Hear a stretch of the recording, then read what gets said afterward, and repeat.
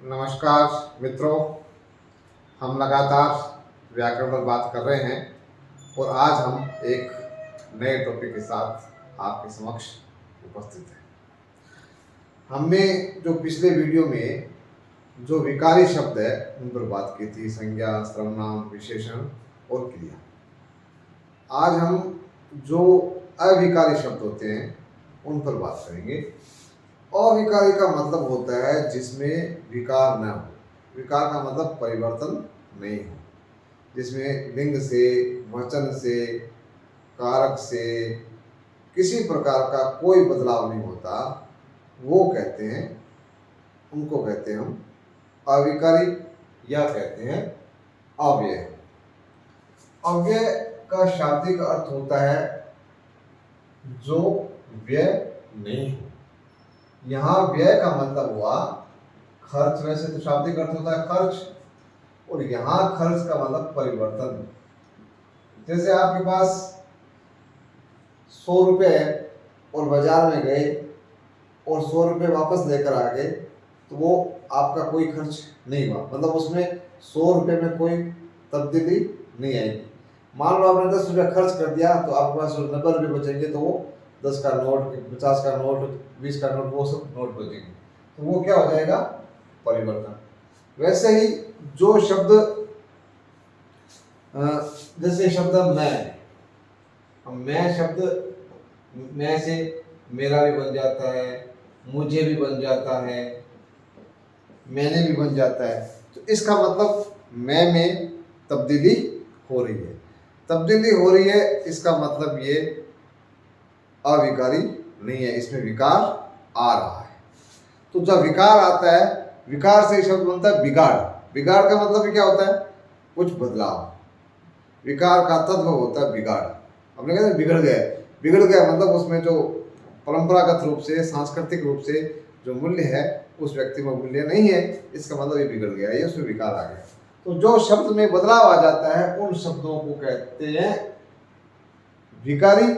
और जिनमें शब्दार्थ में कोई भी लिंग से, वचन से, कारक से, काल से कोई बदलाव नहीं आता, उनको कहते हैं अव्यय या अविकारी। यह बात स्पष्ट हो गई। अब इसमें 4 ही तो विकारी है और 4 ही अविकारी है। 4 जो विकारी है उस पर हमने बात कर ली है। अब हम जो आगे बात करेंगे उन 4 अविकारी शब्दों की बात करेंगे। उसमें 4 जो मोटा मोटा जो विभाजन है, वो एक तो है क्रिया विशेषण का, फिर जो जैसे ऐसे धीरे धीरे ये क्रिया विशेषण है, फिर संबंध बोधक, फिर समुच्चय बोधक। संबंध बोधक उसके आगे, उसके पीछे, उसकी तरफ, उसकी ओर, ये शब्द इस प्रकार आते हैं, तो वो संबंध बोधक। फिर समुच्चय बोधक तथा एवं ये जो जोड़ते हैं वो समुच्चय बोधक। और फिर विस्मयादि बोधक, हे, अरे, इस प्रकार के जो है वो विस्मयादि बोधक है, जिस पर ये चिन्ह लगता है। तो ये इस प्रकार इनका अव्यय का 4 रूप है। ये यहाँ लिख सकते हैं अपने। एक तो क्रिया विशेषण, दूसरा संबंध बोधक, और तीसरा समुच्चय बोधक, और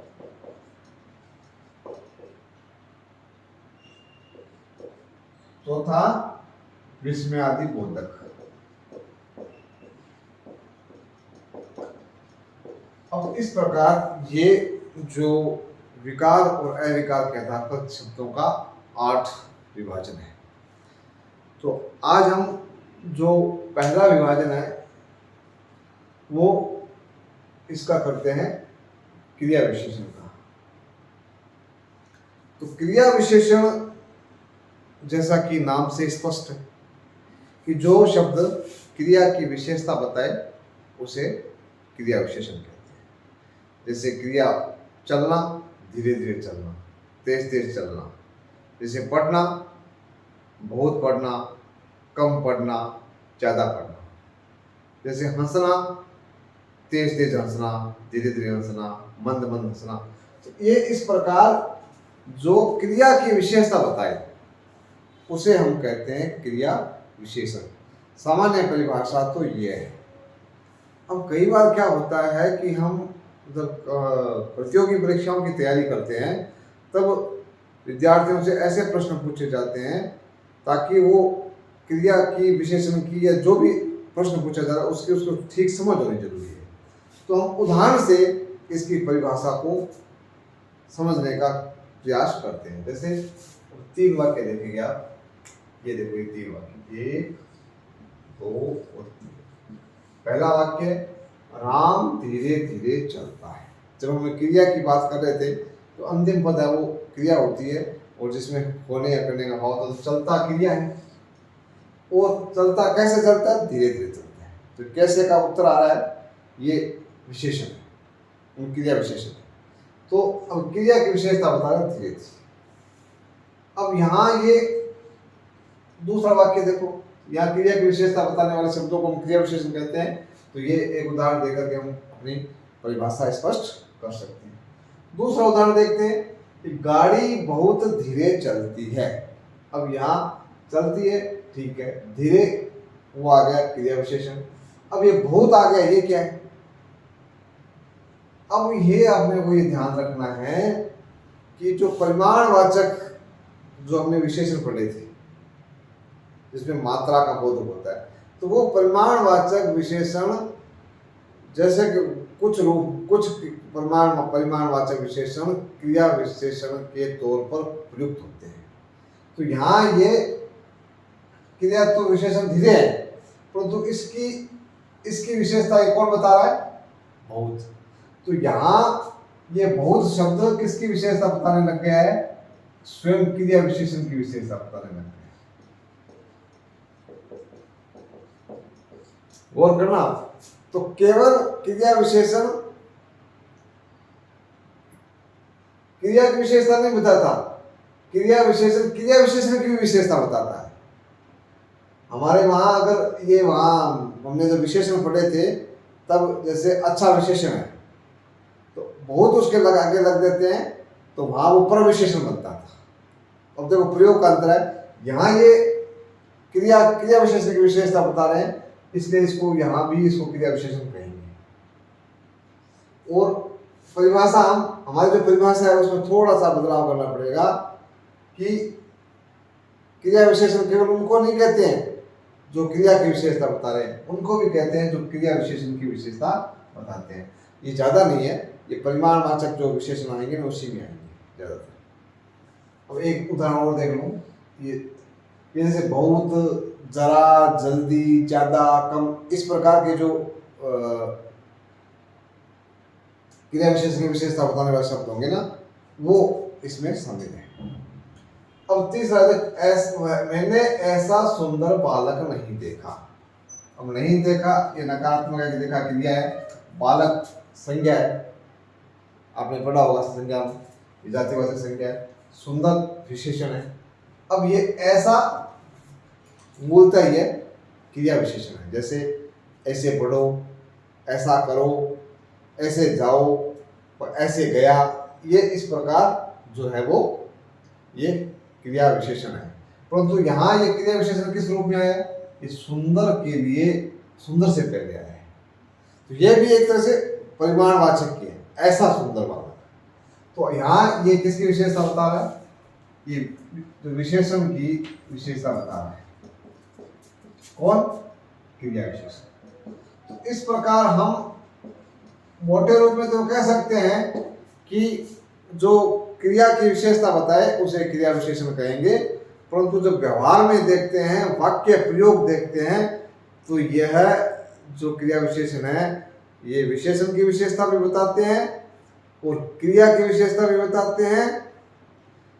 नहीं, क्रिया विशेषण की विशेषता बताते हैं और विशेषण की विशेषता बताते हैं और क्रिया की विशेषता भी बताते हैं। क्रिया विशेषण की और विशेषण तीनों की।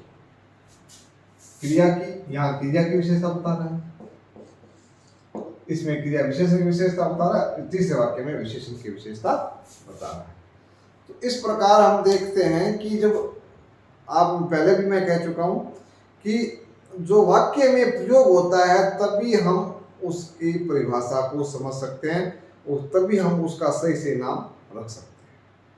हालांकि जो आपकी प्रतियोगी परीक्षाएं होती है उसमें इस प्रकार की परिभाषाओं में नहीं उलझा जाता, वहाँ तो आपके पास उदाहरण होगा, वहाँ आपको छांट के बताना है कि यहाँ क्रिया विशेषण कौन सा है। तो अब ये है तो ये क्रिया विशेषण, परंतु अब वाक्य में बात करेंगे तब ये विशेषण के तौर पर काम कर रहा है, दोनों विशेषण के तौर पर काम कर रहा है। सुंदर विशेषण ऐसा भी है, परंतु मूलतः ऐसा है जो क्रिया विशेषण है। तो परिमाणवाचक जो विशेषण होते हैं वो क्रिया विशेषण के तौर पे काम आते हैं। इस बात को ठीक से आपको समझना है, थोड़ा सा और समझ लीजिए कि जो परिमाणवाचक जो विशेषण है वो बतौर क्रिया विशेषण भी प्रयुक्त किए जाते हैं। इसमें बहुत, थोड़ा, जल्दी, किंचित, जरा, या ऐसा, वैसा, कैसा, इस प्रकार के जो है वो विशेषण की विशेषता बताते हुए भी क्रिया विशेषण के रूप में काम में आते हैं। तो मोटे रूप से हम परिभाषा करते हैं तब तो क्रिया विशेषण वही है जो क्रिया की विशेषता बताए, परंतु जब व्यवहार में प्रयोग में बात करते हैं तो ये विशेषण की विशेषता भी बताते हैं, क्रिया की विशेषता बताते हैं और क्रिया विशेषण की विशेषता बताते हैं। 3 वाक्यों को आप ध्यान से समझें। अब हम जो क्रिया विशेषण है वो उनके कितने प्रकार हो सकते हैं, ये प्रकार वगैरह वगैरह हम इसलिए पढ़ते हैं ताकि वो सारे उदाहरण हमारे समक्ष उपस्थित हो जाए और परीक्षा के दौरान हम उन उदाहरणों के माध्यम से अपने उत्तर को ठीक से कर सकें। अब इन 3 प्रकार से जो विशेषण है, क्रिया विशेषण है, उनका विभाजन किया जाता है, एक प्रयोग के आधार पर, एक रूप के आधार पर और एक अर्थ के आधार पर। तो पहले हम समझते हैं कि जो क्रिया विशेषण है वो प्रयोग पर कैसे उनका विभाजन है। पहले साधारण।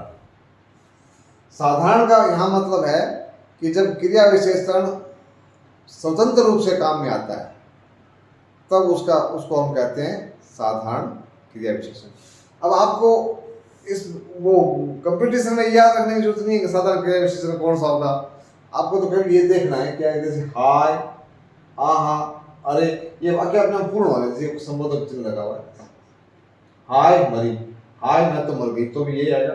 आहा खिल गया, हंस गया, अरे डूब गया। इस प्रकार के जो ये अपने आप में स्वतंत्र प्रयोग होता है इनका, ये क्रिया के साथ नहीं आ रहे। क्रिया विशेषण तो क्रिया से पहले लगते हैं, उनके साथ आते हैं ना, ये अलग लगते हैं, इसलिए इनको कहते हैं साधारण क्रिया विशेषण। स्वतंत्र क्रिया विशेषण भी कह सकते हैं। दूसरा है संयोजक।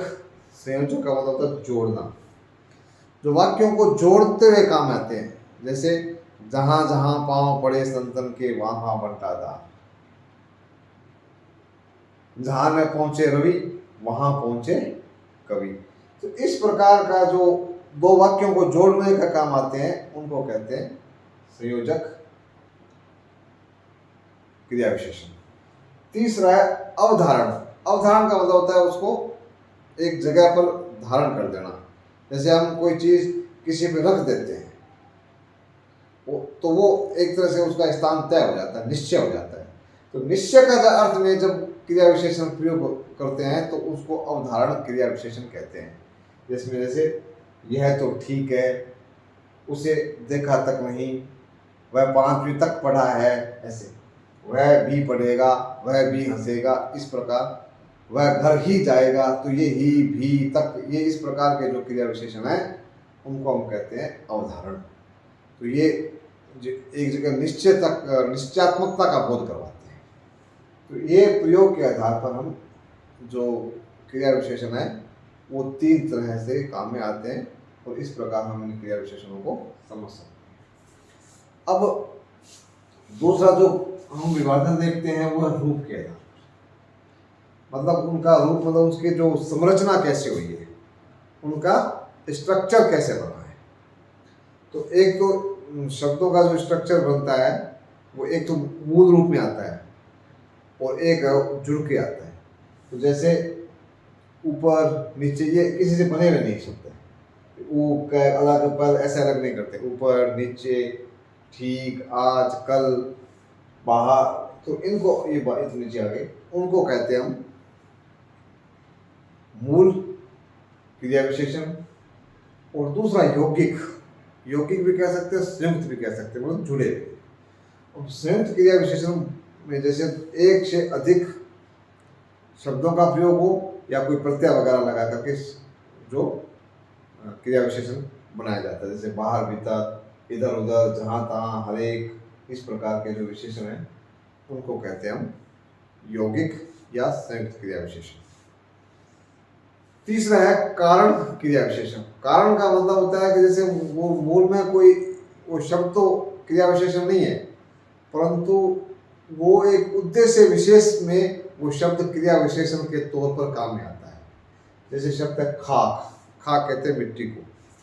अब वो यहाँ ये मिट्टी का अर्थ नहीं देगा, यहाँ अर्थ देगा कि वो बिल्कुल नहीं पड़ेगा, वह खाक पड़ेगा, मतलब क्या पड़ेगा, कुछ नहीं पड़ेगा। तो यहाँ वो एक तरह से लाक्षणिक अर्थ दे रहा है, खाक में मिट्टी, मिट्टी में कुछ नहीं पड़ेगा। तो लाक्षणिक अर्थ दे करके वो क्रिया विशेषण जो मूल शब्द है, जो संज्ञा शब्द है, वो क्रिया विशेषण के तौर पर काम आ रहा है। वो कारण विशेष में मतलब हाँ उसको ये अर्थ देना है वक्ता को कि उसका अर्थ शून्य हो जाए। कमाओगे नहीं तो सिर खाओगे। अब सिर खाने का मतलब वहाँ वास्तव में सिर को नहीं खाना है, कोई खोपड़ी को काट काट के उसका कोई भुट्टा वगैरह नहीं बनाना है। वहाँ यहाँ क्या है, सिर खाने का मतलब है कमाओगे तो क्या खाओगे, खाओगे क्या, मतलब अपने सिर के अलावा कुछ नहीं खा सकते, मतलब अपने दिमाग में सोचने के अलावा कुछ नहीं कर सकते। और वह टांग अड़ाएगा, टांग ये संज्ञा है, परंतु यहाँ टांग अड़ाने का मतलब है वो काम में बाधा डालेगा। तो बात तो ये इस प्रकार जो लाक्षणिक अर्थ देने के लिए भी जो अन्य शब्द है वो बतौर क्रिया विशेषण काम में आते हैं। इनको हम कहते हैं कारण क्रिया विशेषण। अब जैसे ये टांग है ना, अब ये भी एक तरह से अव्यय बन जाता है, टांगे, टांगो ऐसे नहीं बनता। अब टांग, अब वैसे तो ये मूलतः संज्ञा था तो टांगे बन सकता है, टांगो बन सकता है, तो यहाँ ये टांग ही रहेगा। जैसे खा का ये भी संज्ञा है, ये सिर है वैसे संज्ञा है। तो अब क्रिया विशेषण का मतलब यही है कि वो उसका रूप है ना वो बदलता नहीं है, वो रूप हमेशा एक जैसा ही रहता है। अब इसी यौगिक में आता है जैसे प्रतिदिन है, दिन भर है, वो भी एक शब्द दूसरे शब्दों के साथ जुड़कर बने हुए हैं।